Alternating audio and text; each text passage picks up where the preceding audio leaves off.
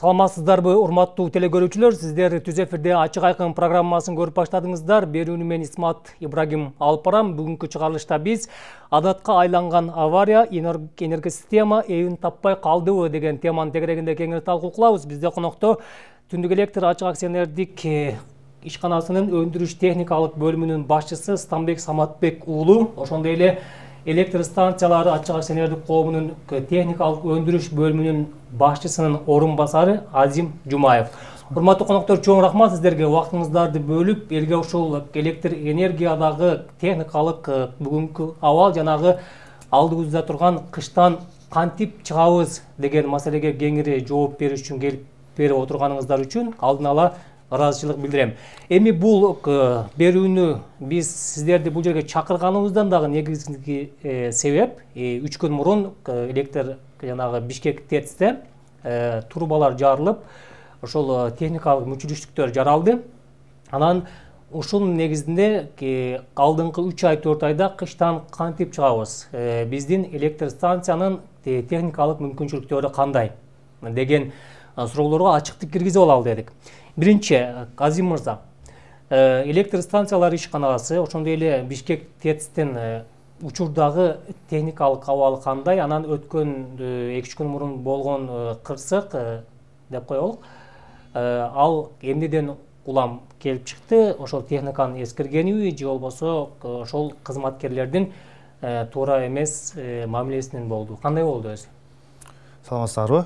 Суроого рахмат. Жылуулук электр борбору Бишкек шаарындагы бул электр жана жылуулук энергиясын өндүрөт. 2017 жылы баарына маалым болгондой эле модернизация болгон. Анын негизинде 2 блок 150 мегаваттан ар бири кубаттуулукта 2 блок ишке кирген. Ал жаңы бөлүгү деп айтсак болот да. Ошондой эле эски бөлүгү дагы иштейт. Ал жакта 70-ci жылдары, 80-ci жылдары ишке киргизилген жабдуулар иштейт. Бул энергетикалык казандар, от казандар жана турбо агрегаттар. Сиз айта кеткен 2-3 күн мурун болгон кырдаал, авариялык кырдаал деп айтсак болот. Бул себептери суу түтүктөрү эскирген, негизинде ушундай парывтар болгон да трубадан. Ал азыркы учурда бардык иштер аткарылып, ремонттук иштер, авариялык ремонттор жасалып, биздин персонал күнү түнү ошол жерде иштеп, азыркы учурда станция штаттык режимде өзүнүн тапшырма боюнча берилген кубаттуулукту жана электр энергияны, жылуулук энергияны берип жатат. Эми дагы бир тактоочу суроо, сиздер кышка келгенче алдын ала ошол станциялардын техникалык даярдыктарын текшересиздер, туурабы? Ошол текшергениңиздерде ушундай маселелер бар экендигин билбедиңиздерби? Албетте текшерүүлөр жүрөт. Биз азыркы күз-кыш мезгили бүткөндөн кийин эле кийинки күз-кыш мезгилге даярдыктар башталат. Атайын буйруктар чыгарылат. Ал буйрукта ошо иш-чаралар камтылат бардык филиалдарда. Жылуулук электр борбору бул абдан чоң станция. Ал жакта 1,5 миң киши иштейт, ошончо кубаттуулук берет жана жабдуулар өтө көп. Ал технологик процесси абдан татаал. Сууну даярдаш, мисалы, ошол турбинага келчү суу, муздатуучу конденсатор деп коебуз, ошого келчү суулардан жанагындай парыв болуп, анан кичине режимден берилген нагрузкалардан азайып калды. Бирок штаттык режимде иштеп жатат. Ал алдын ала андай нерселерди билүүгө болбойт. Дагы кайталап кетейин. Абдан трубопроводдор системалары, пардыкы, буунуку жана суунуку абдан көп. Ошонун баарын баягы көзөмөлдөп турабыз, бирок ушундай кээде ушундай учурлар болуп калат. Бул боюнча дагы бул суроого дагы кайтабыз. Эми Станбек мырза, сиз Түндүк электр ишканасында Бишкек, Чүй, ошондой эле Талас аймактары боюнча техникалык жооптуу бөлүмүнүн кызматкери экенсиз. Сиздерде ошол өзүңүзгө тиешелүү аймактагы бүгүнкү күндөгү техникалык абал кандай? Саламатсыңарбы? Эмне маселе бар? Эмне жакшы жолго коюлду? Эмне чечилбей турат дегендей. Эми биринчиден жана дайындык боюнча айта кетсем, март айынан баштап эле кесиптешибиз айта кеткендей, биз өзүбүздүн аба чуалгаларда жана жабдыктарыбызда ремонт иштерин жүргүздүк. Бул 2021 жылдын март айынан баштадык. Октябрдын аягы менен ноябрда уже ал жумуштарды бүтүрдүк. Бул жылы 35 киловольт көмөк чордондордон 44 даана ремонттон өттү. 35 киловольт аба чуалгыдан 194,5 чакырымдан ашуун аба чуалгы ремонттон өттү. 1350 көмөк чордон ремонттон өттү. Андан тышкары биз өзүбүздүн жабдыктарды ремонттон гана өткөрбөстөн реконструкция жана капиталдык курулуш жумуштарын жасадык. Анын негизинде СИП аба чуалгаларынан жана обочолонгон зымдардан 481 километр монтаж кылдык. 0,4, 6, 10, 35 киловольт кабелдерден 30тан ашык чакырымды котордук. Көмөк чордондон кошумча 45 көмөк чордон коюлду, 6,10,04 жана жүктөмө көп болуп аткан трансформаторго 164 чоңураак кубаттуулуктагы трансформаторго которулду. Андан нары өзүңүз билгендей, биздин шаарыбыздын түндүк тарабында азыркы кезде жаңы конуштар аябагандай көп болуп жатат. Ошолордун көйгөйлөрүн, баягы чыңалуунун аздыгын проблемасын чечүү максатында өзүбүздүн техникалык жоготууларыбызды азайтуу максатында дагы 22 декабрда алтын казык 110 киловольт көмөк чордону жумушка киргизилди. Азыр андан нарыда жумуштар уланып атат. Бул алтын казык көмөк чордонубуз ылдый жактагы Дордой, Энесай, Дордой 2, Теңдик, Келечек, Мурас Ордо, Калыс Ордо сыяктуу жаңы конуштарды жана ошол жакта жайгашкан промышленный жана коммерциялык объекттерди электроэнергия менен камсыз кылуу үчүн орнотулду да. Андан тышкары бул деген биздеги ошол ылдый жактагы 4 көмөк чордон бар. 220, 110, 35, 10 киловольт. Главная, тепличная, Карагачева жана Нижняя Аларча. Бул ошол көмөк чордондордогу болуп жаткан жүктөмдөрдү дагы азайтууга бизге ошол жардам берди да, ошол алтын казык көмөк чордону. Ошол аймактардагы техникалык маселелер боюнча дагы кайтабыз. Эми Азим мырза, мына сиз жогоруда айтып өттүңүз, бул техниканын баарын текшерип карап чыкканга мүмкүнчүлүк болбойт депчи. Ошол жанагы авариялык кырсык болгон, авариялык абал жаралган станциянын канча пайызы мындай иш жөндөмдүүлүккө иштегенге жарактуу? Мисалы, сиздер бир нерсени ишке берерде ошонун канчалык бир ишти аткара турганын билесиздер да, туурабы? Эмне жасай алат, эмне жасай албайт, кайсы жеринде аксап калат, кайсы жеринде маселе чыгат дегендейчи. Жылуулук электр борборунда орнотулган жабдуулар бардыгы эле иштейт. Бул от казандар, энергетикалык казандар жана турбоагрегаттар, трансформаторлор, ушул негизги жабдуулар бардыгы иштейт.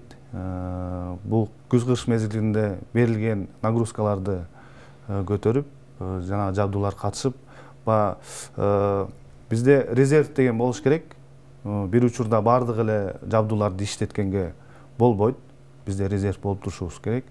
Ошол себептен баягы өз убагында ремонттук иштерди аткарып, энергетикалык казандарды резервке коюп, кандай бир кырдаалдарда болуп калса, ал өчүрүлүп, баягы резервде турган энергетикалык казан кайра ишке кире берет. Ошондой процесс бул дайыма болуп турат да. Бул жерде жанагы модернизациядан өткөн жаңы блок, анан иштеп жаткан эски блок барбы? Экинчи блокты айтып атам да, негизиненчи. Ошол экинчи блоктун негизги керектөөчү техникалык жабдыктары акыркы убакытта качан алмашты?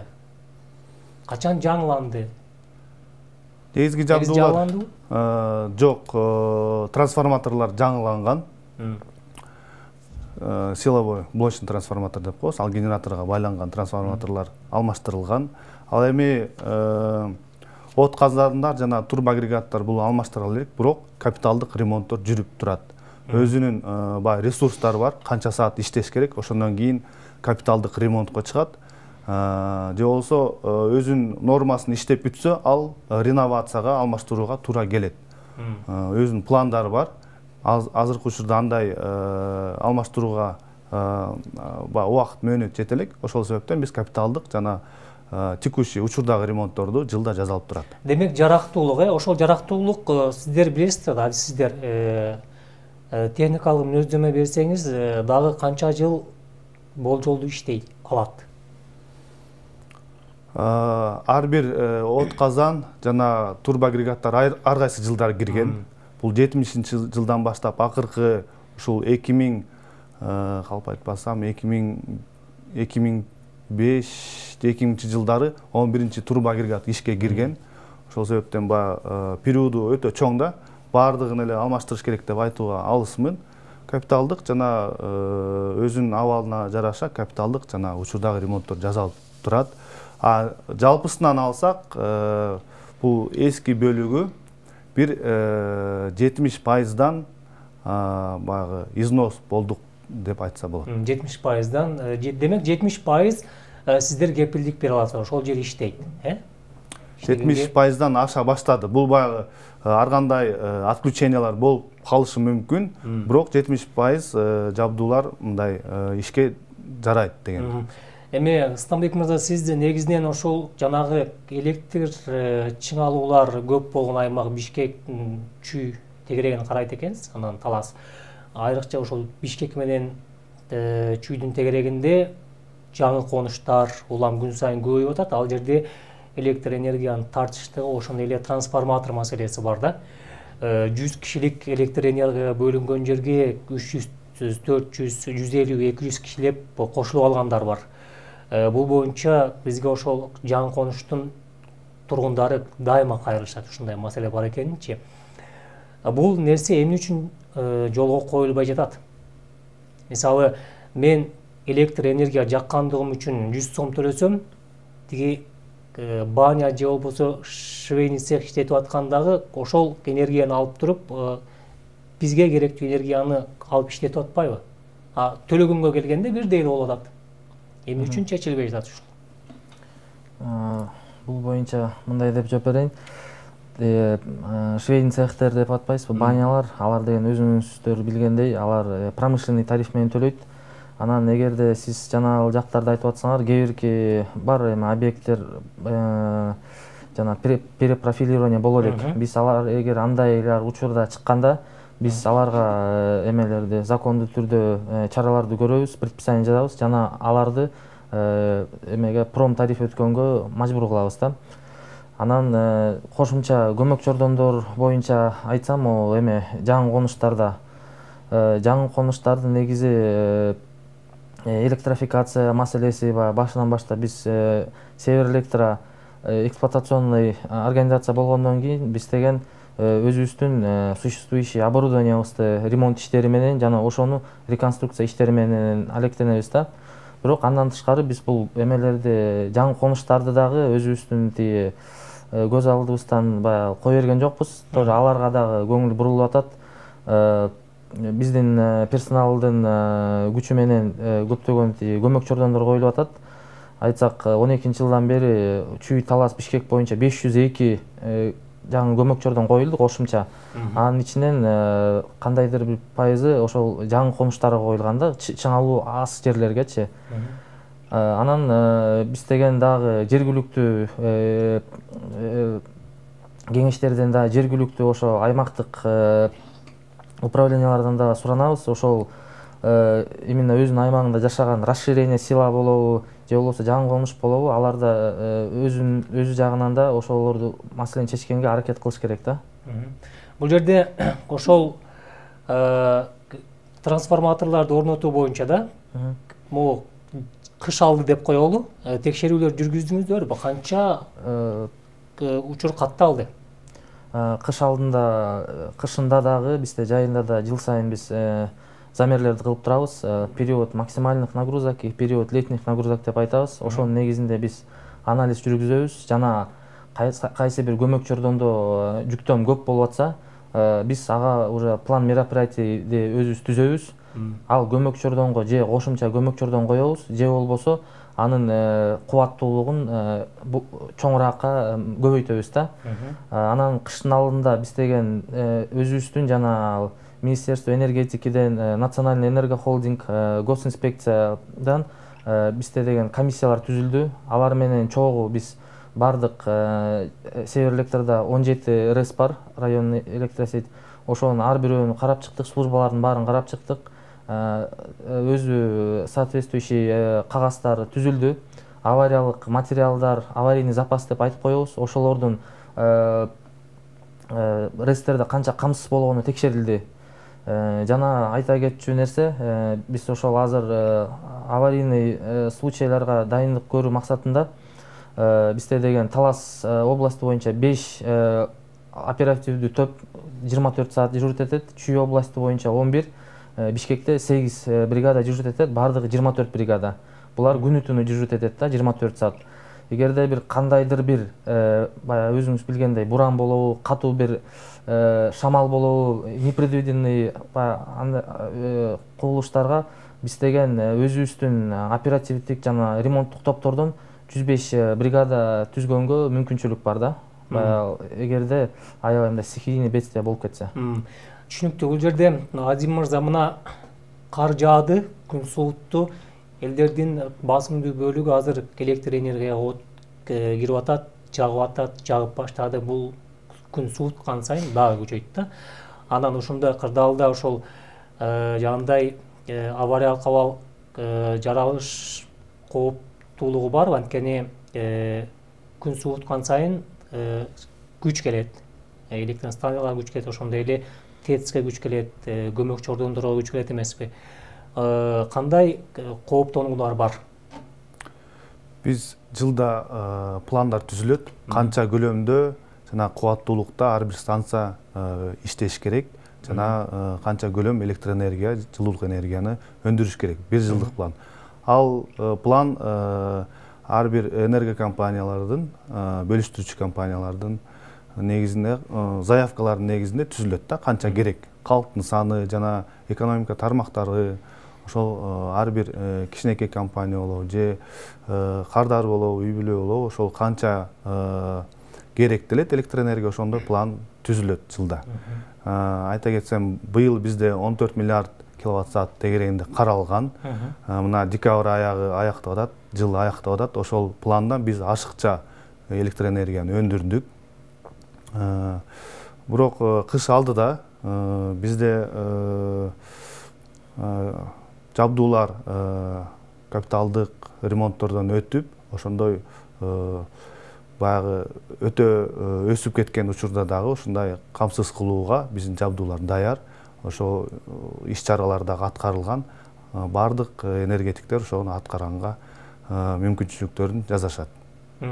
Эми мына ошол чүйдүн Бишкек шаарынын тегерегинен бир аз алыска чыкканда эле мына чүй айланасында жаңыдан түптөлүп келген конуштар бар да. Алар тургундардын айтымында ошол трансформаторлорго акча чогултуп, баарын даярдап өткөрүп берген менен жарыксыз отурган конуштар дагы бар. Станбек мырза, сиздерде маалымат барбы?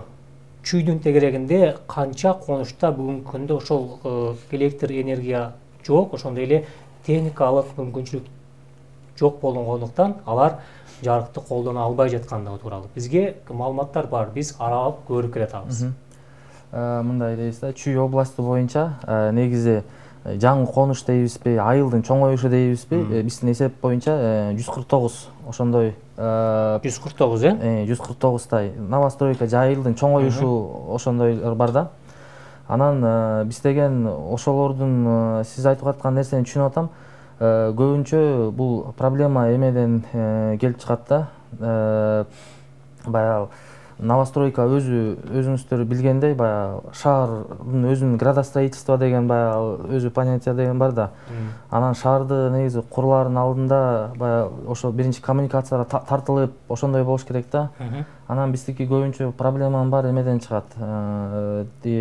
Жерлер еще баягы закондоштурула элек кезинде кээ бирде ошондой сиз айткандай көйгөйлөр чыгат. Биз андай жок деп айтпайбыз. Бирок азыркы кезде Чүй областы Талас боюнча, Бишкек боюнча что үй курулуп, анан жарксыз отурган андай жок да, такыр эле жарксыз отургандычы. Такыр жарксыз отурган жок. Такыр жарксыз отурган Чүй, Бишкек, Талас боюнча мындай жок да андайчы. Эгерде бизге кайрылса, биз өзүбүз тараптан болгон аракеттерди кылабыз, чтоб аларбай жарыгы менен отургандайчы, электр жарыгы менен. Мисал келтире кетейин. Жаңы жер деген айыл бар. Жаңы жер ооба. Чет жагында ошол жерде жаңы түшкөн 2 конушта трансформаторлор тартылган эмес, жарык жок. Бул биз көрүп келген жерде. Макул, ал калай берсинчи. Анан Азим мырза, мына биз кошуна мамлекеттерден электр энергия алмакпыз кышында, анан жайында кайра өткөрүп бермекпиз аларга. Анан Түркмөнстандан алмакпыз, ошондой эле Өзбекстан, Казакстандан алмакпыз. Айрым өлкөлөр азырынча электр энергия бере албайбыз деген маалыматтар атышты да. Азыр электр энергиянын жеткиликтүүлүгү алдыңкы 3-4 айда кандай? Быйылкы жылга биз Түркмөнстан өлкөсү менен контракт түзүлгөн.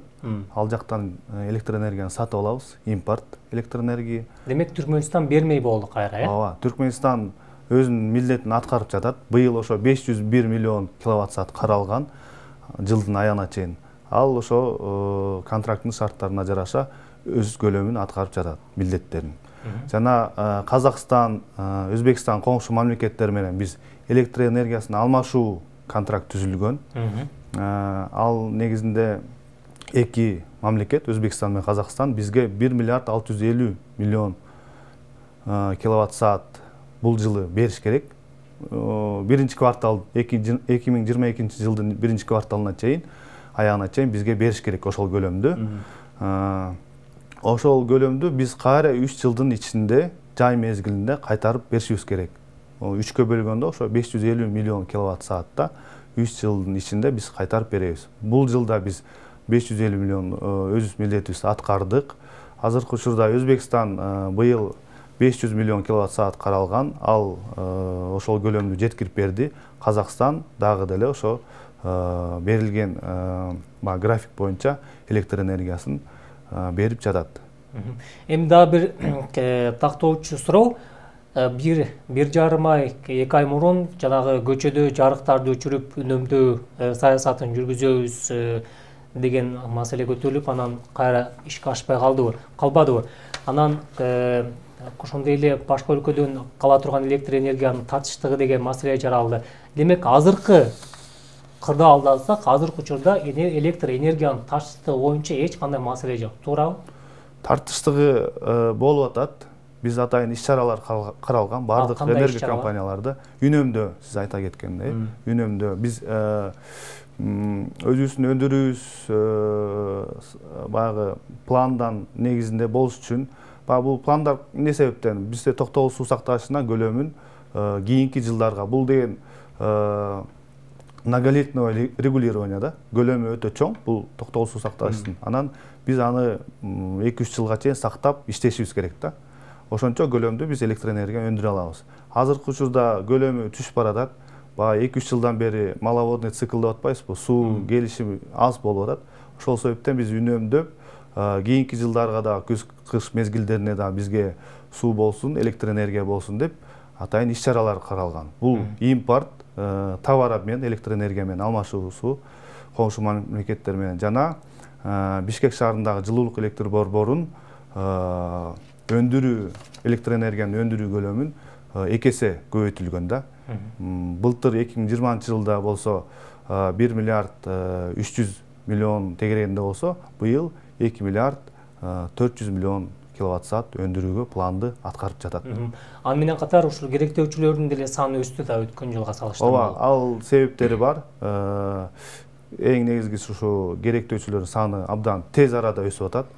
Бул көрсөткүч мисалы жылына биз 3% же 4% өсүү деп карасак, быйыл жана мурдагы жылдары абдан тез темптерде өсүп жатат. Бул көрсөткүч 2 эсе өсүп кетип атат да. Түшүнүктүү. Бул жерде жаңы конуштар, могу Бишкектин тегерегин ала турган болсок, жанагы трансформаторлор менен жабдыдык деп едиңерби?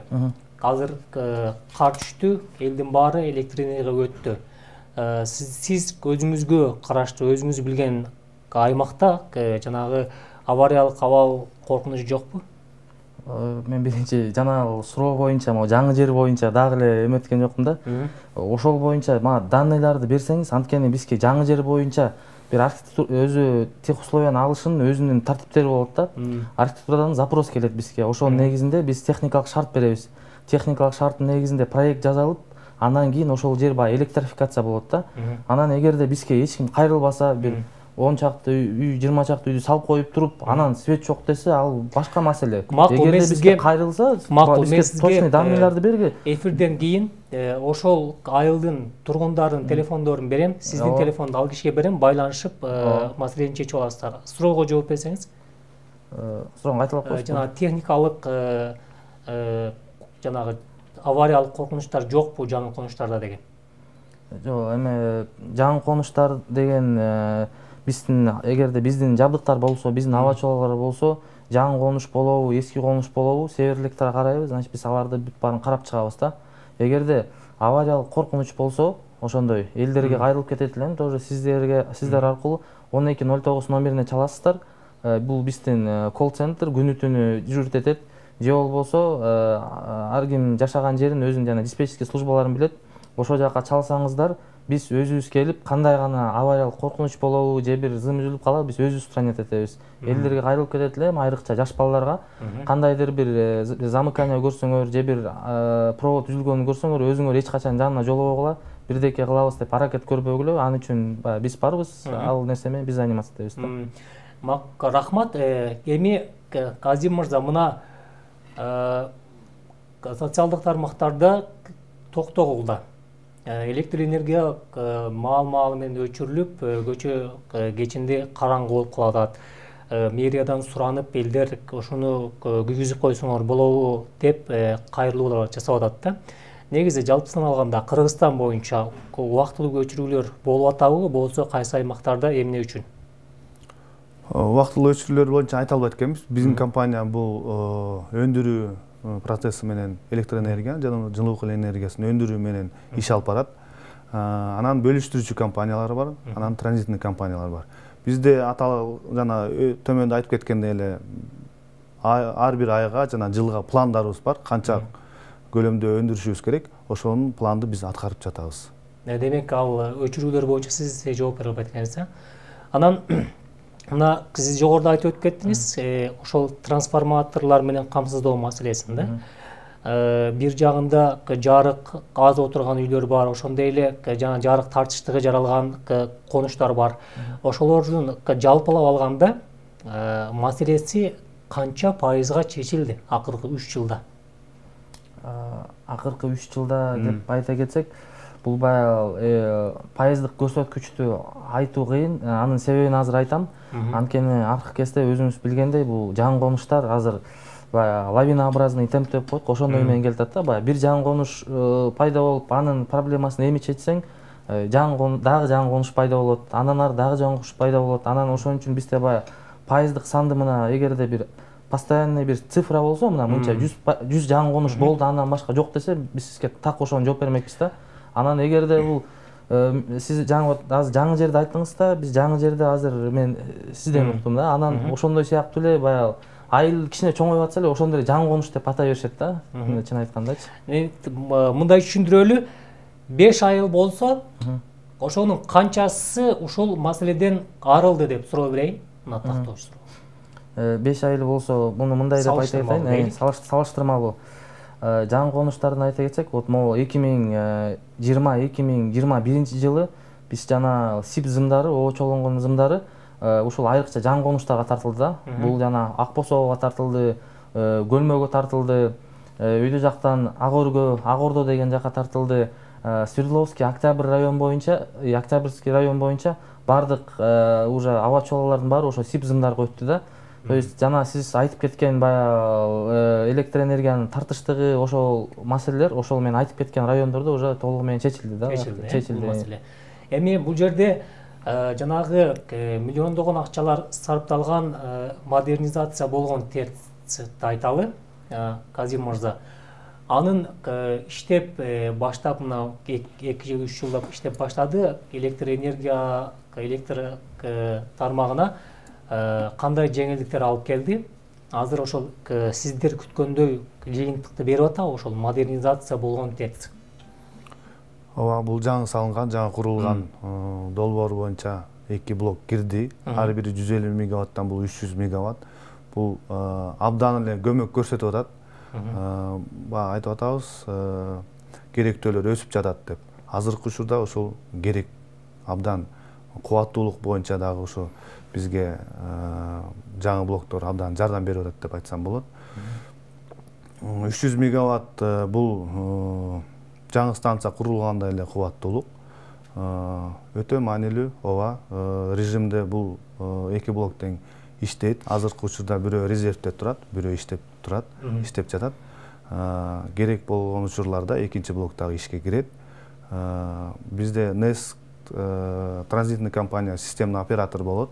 Кыргыз республика боюнча ошол ар бир аймакка канча кубаттуулук жана канча көлөм электр энергиянын диспетчерлер бизге тапшырма берип турат. Биздин станцияларга ошого жараша режим түзүлөт дагы. Ошончо көлөмдөгү электр энергияны биздин станциялар берип турат. Эми аймактарга басым жасасак, Тоолуу, Нарын деп коелу, же болбосо бизден калысыраак Баткен областтарына басым жасасак, ошол аймактардагы электр коопсуздугу боюнча абал кандай? Техникалык коопсуздук бул жерде. Биз бөлүштүрүүчү компания эмеспиз. Абалчылыклар, жанагы көмөк чордондор бизде жок. Бизде жалаң эле ошо станциялар 7 ГЭС жана 2 жылуулук электр борбору Бишкек шаарында жана Ош шаарындагы. Анан Токтол, Камбарата, Курупсай, Ташкөмүр, Шамалдысай, Үч Коргон, Атбашы ГЭС. Ушул ГЭСтер бизге тиешелүү. Алар жанагындай диспетчерлер берген тапшырмалардын негизинде режимге ылайык кубаттуулук жана электр энергияны берип турат системага, энергия системага жалпы. Станбек мырза, ошо сизге тиешелүү аймакта убактылуу өчүрүүлөр болбойбу кышта? Жок, кышта бизде убактылуу өчүрүүлөр болбойт. Биз ремонт жумуштарын аяктадык. Бая болсо, эгерде авариялык случайлар болот, ошонун себебинен болушу мүмкүн. Эми авариялык случайда бул кандай нерселерди айтабыз? Балким жана азыркы особенно могу тайгак убакта жана биздин аба чуалгаларда турган опораларды сүзүп кеткен случайлар болот. Анда перерыв болуп калышы мүмкүн. Андан тышкарыда биз элдердики ошо авариялык случайлар болтурбоо максатында биз тепловизионный контроль жүргүзөбүз да. Баардык көмөк чордондорду биз жайы менен эле ремонт жасап койбостон, кышында дагы биз ар бир көмөк чордонду ошол тепловизор менен көрүп чыгабыз да. Эгерде кайсы бир жерде жүктөмдүн көптүгүнөн биздин жана контакттар ысып аткан жерлер бар болсо, биз аларды тоже тезинен устранить этебиз да. Бирок биз аларды кайсы учурда устранить этебиз? Биз буну кечинде кылганга аракет кылабыз, түнчүндө, то есть элдер уктап атканда өчүрүп туруп ошол жактарды оңдоп койгонго да, ысып аткан жерлердичи. Же болбосо жергиликтүү аймактык МТОларга предупреждение берип, ошол жакта жайгашкан элдерге тоже эскертүү берип туруп, анан ошондой случайлар болсо устранить этебиз да. Чоң рахмат. Урматтуу телекөрүүчүлөр, сиздер Түз эфирде Ачык Айкын программасын көрдүңүздөр. Бүгүн биз адатка айланган авария, ошондой эле энергосистема эбин таппай калдыбы деген теманын тегерегинде кеңири талкуу кылдык. Бизде конокто Түндүк электр ишканасынын өндүрүш техникалык бөлүмүнүн башчысы Станбек Саматбек уулу, ошондой эле электр станциялары ачык акционердик коомунун өкүлү Азим Жумаев болду. Урматтуу коноктор, чоң рахмат сиздерге. Үйүңүздөргө жакшы жетип алыңыздар. Берүүнү мен Исмат Ибрагим алып бардым. Саламатта туруңуздар.